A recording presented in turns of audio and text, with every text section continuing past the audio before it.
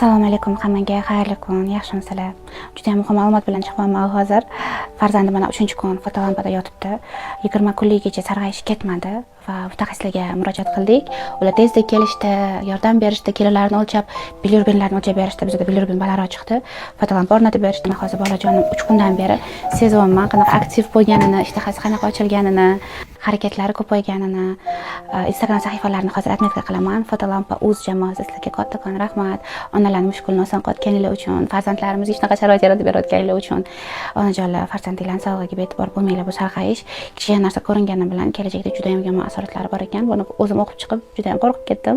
Sразу Instagramdan sayt topdim-da, ularga murojaat qildim. Baraka topishim bir kunda kelib, hammasini o'rgatib ketishdi. O'zinglarni ehtiyot qilinglar, farzandinglarning sog'ligiga bee'tibor bo'lmanglar. Menga o'xshabgan shoshib qolmanglar.